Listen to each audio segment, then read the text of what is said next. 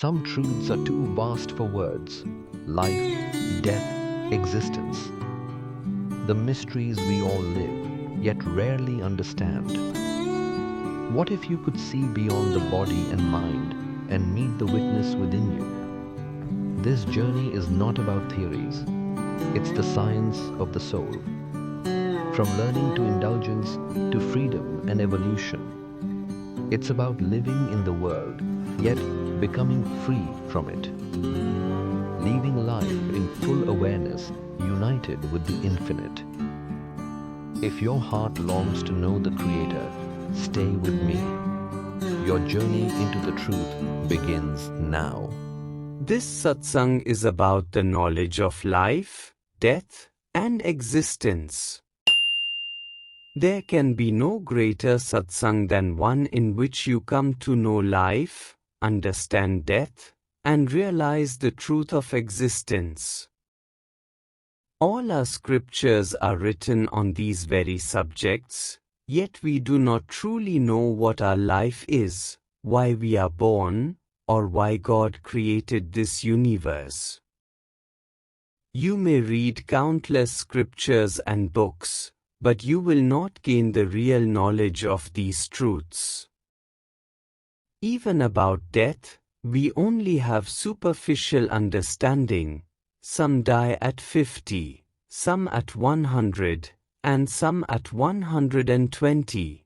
But the real knowledge of this great mystery, and of existence itself, is so deep that even the labor of many lifetimes cannot fully reveal it. In this short time, I will try to shed light on the knowledge of life, death, and existence. First, I will explain to you the basic science of it. Once you understand this science, you will begin to enter the realm of this knowledge. This is the second step. The third step is when you mature in this knowledge and begin to walk upon it. While walking, you will fall many times, rise again, and continue walking. If your goal is clear, you will fully understand the knowledge of existence. If the Lord's grace is upon you, if He draws you toward Himself, then and only then will you have complete clarity in this knowledge. But God's great grace is that you have the desire to know this science, this knowledge, and about existence itself. When a person even has the desire to know this, it means they have placed their foot on the first step. And once the first step is taken, slowly, with the Lord's grace, one reaches the final step as well. With this understanding, let us attempt to know about existence. Within our body resides the soul. We call this soul the witness.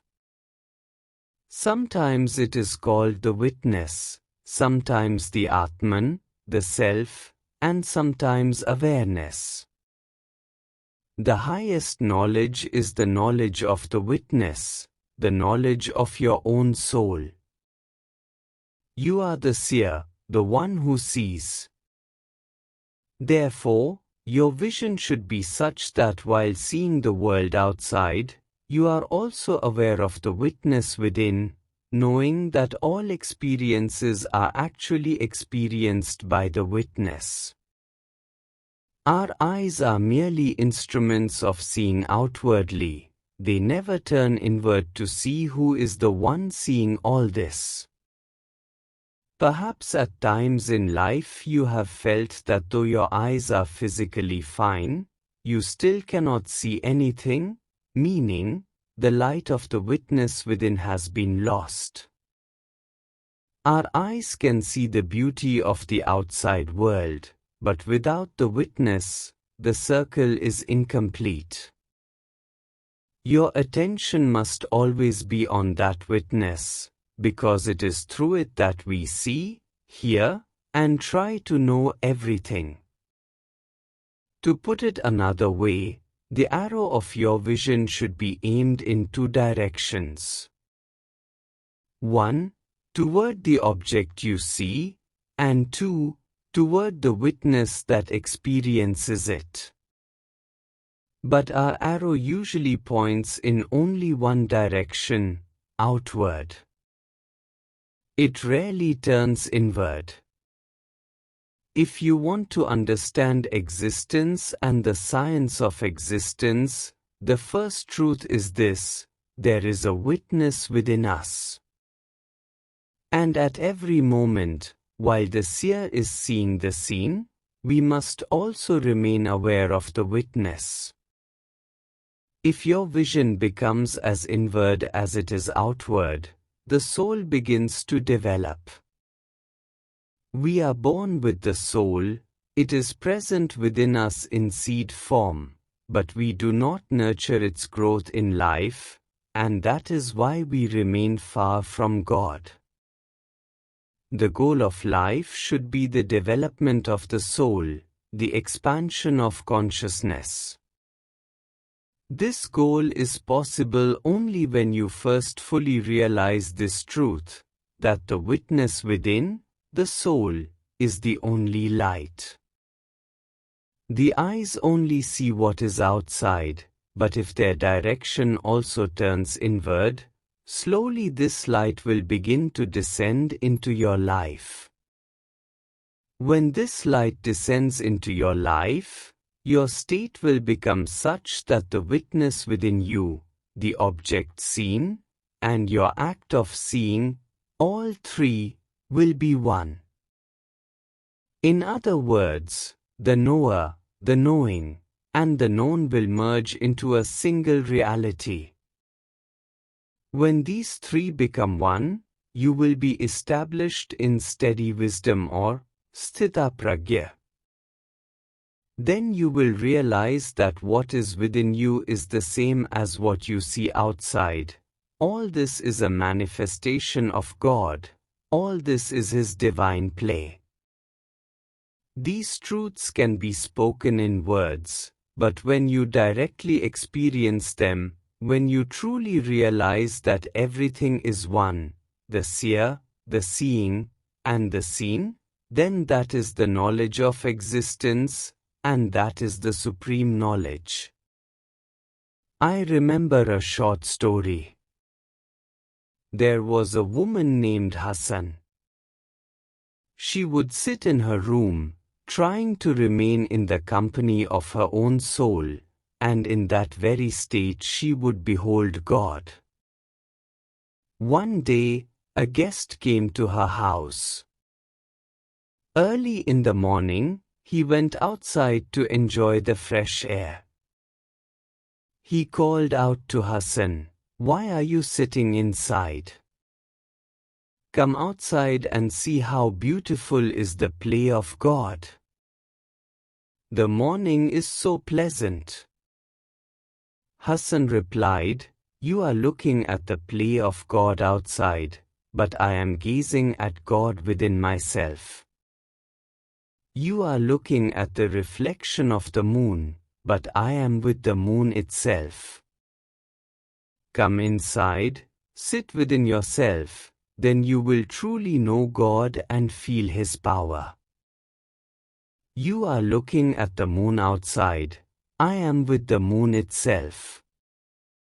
Until you remain with God, until you are immersed in the light of the soul, you will not truly feel Him. In this world, God has sent us for one reason, so that we may experience His light, remain with Him. Not to be lost only in the outer state, in what He has created, but to remain with the Creator Himself. And the Creator cannot be seen with the eyes, for He is the one who sees everything. You can see His creation, you can see the world, but you cannot see your own eyes with your eyes, you can only see the objects outside. In the same way, you can immerse yourself in God, You can enjoy God's bliss, but you cannot fully know Him, because He Himself is the seer. To put it another way, you cannot hold your right hand with your right hand. You can hold your right hand with your left hand, and your left with your right, but never with the same hand itself. In the same way, the one who sees, the witness within you, knows all, sees all, because he is the one seeing everything. How then will you see him? He is within you, it is through him that you see all. This is the great and deep knowledge of existence. It can be expressed in many ways through words, but until you have the inner realization, you will not truly understand. When the realization comes, you will feel, I am with him, in fact, I am the one seeing, it is I who created this creation, because he is present within me.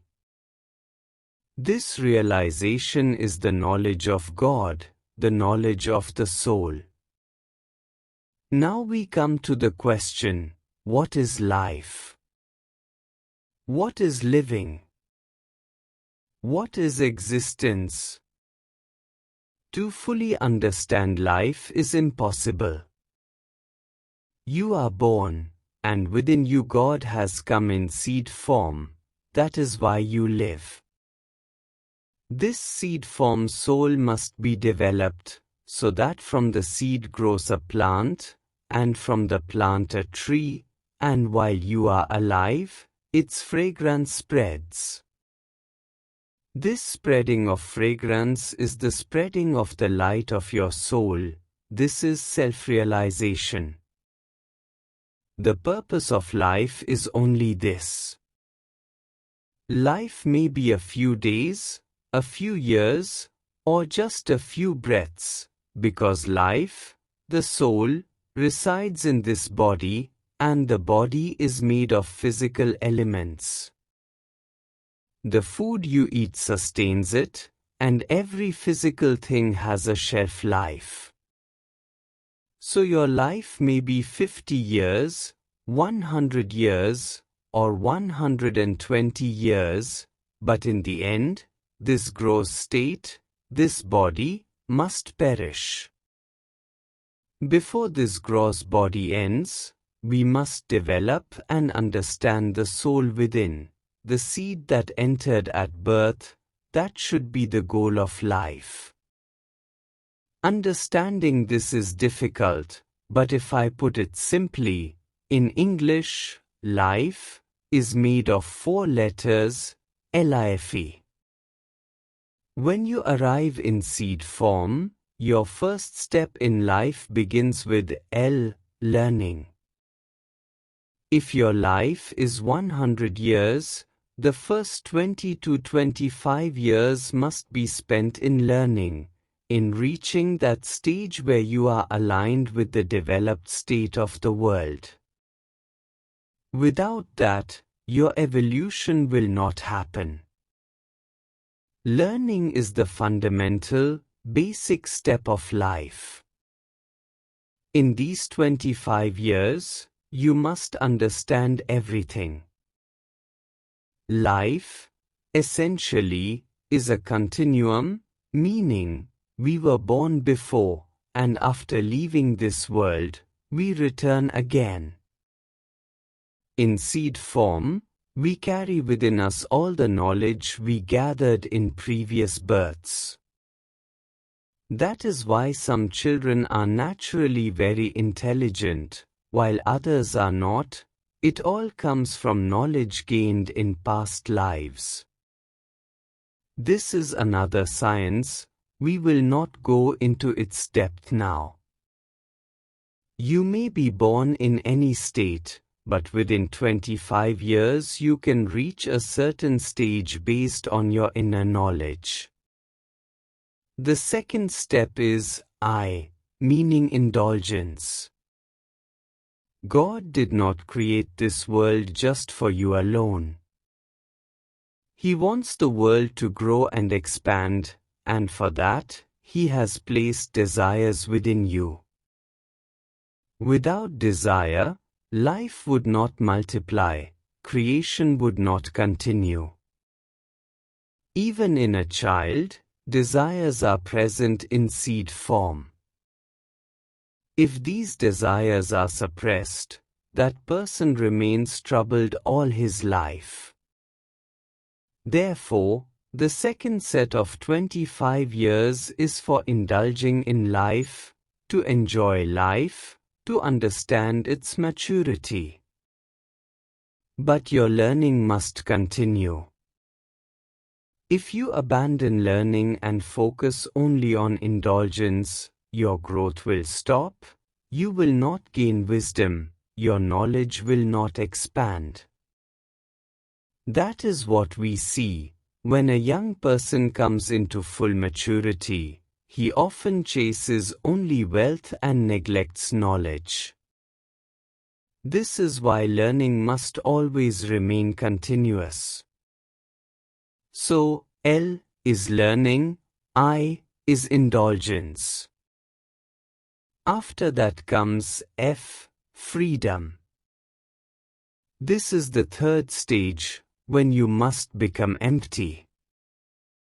Whatever indulgences you have lived through, whatever children you have raised, whatever you have gathered in life, you must now become free from it all. Freedom does not mean you leave the world and walk away. It means, while living in the world, remain within yourself, and allow emptiness to enter your being. Hold no attachments. Become completely free from all that you have done. As soon as you become free, the divine knowledge of God, which you have gathered in life until now, will begin to grow within you, because you are freeing yourself from worldly works and bringing inner emptiness. And when this emptiness comes, the knowledge of God will start increasing in you. By this time, your children will have grown up, they will have gone into their own lives, they will have their own work or business. You have fulfilled the responsibilities that God had given you. Now, your own growth can happen only when you enter the maturity of this freedom. Slowly, you will move into the state of emptiness. The final stage of life is evolution. The seed form soul that was within you must now grow into a full tree, blossom with flowers, and those flowers' fragrance must spread into the universe. This is possible only when you have developed yourself while holding both worldly knowledge and the knowledge of the witness, knowing that the soul is within you and that it must grow, and realizing in totality that inside and outside are one. Where the soul's growth happens within, there the growth of the world happens outside. Until you become a whole person, a complete human, you will not carry that fragrance which should be present when you are fully blossomed. Just like Lord Krishna, he lived in the world and also remained immersed in God. That is why we call him the Purna Purush, the whole man. We too must live our lives in the company of the soul, knowing every aspect of life, and finally evolving so that we can spread our fragrance all around. And having spread this fragrance in the world, we should live life only in a state of full awareness. This means that we have understood existence. When a person reaches the final days of life, he must understand himself completely. He must know how to control his breath, how to develop the soul through breath practices, so that while in the body, he can take the soul out of himself and merge his consciousness with the supreme consciousness. In other words, to come into the state of samadhi while still alive. Only then can one have the knowledge of existence. There are many methods. I am only giving you the outline of what should be. When you reach the state of samadhi, you will be able to separate your soul from yourself, just as throughout life you have been aware of separating it and then integrating it again within you. When the final moment comes, in full consciousness, your soul will separate from you and unite with the light. Having understood every aspect of life, you will dissolve into the complete supreme. This should be the goal of life, this is the method.